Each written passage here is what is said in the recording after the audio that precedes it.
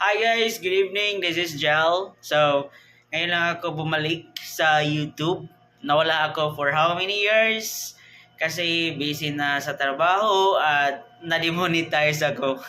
Hindi ko alam anong ginagawa ni Lolo sa akin. Bakit niya ako na-demonetize? Wala naman ako mga violation. Nako.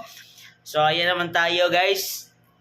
Sisimulan na natin na magtrabaho sa YouTube ulit. Dati may sinasuggest sa akin yung isa kong subscriber na subukan ko daw yung Titan Gel.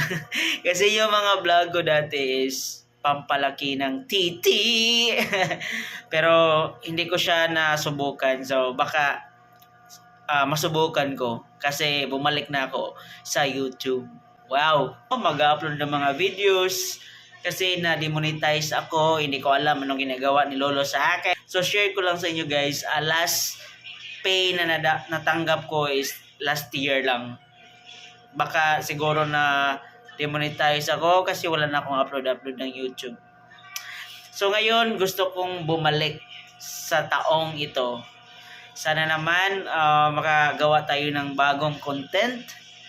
Yung content na parang pinag-isipan, yung handaan, di ba? So, sana yung mga subscribers ko, andito pa rin kayo, hindi nyo ako iiwan. So, ngayon guys, mag-iisip muna ako ng content at yung nag-request sa akin dati na gagawin ko yung content, yung Titan Gel at susubukan ko, gagawin ko yan. Promise ko yan sa'yo, baka next month. So, stay ka lang dyan. So, kung sino yung nakapanood sa mga Dako Premium Spree, yung ginagawa kong video nung nakaraang ilang taon. So, I think year 2021 nata yun or 2020. So until now guys, sinusubukan ko pa rin.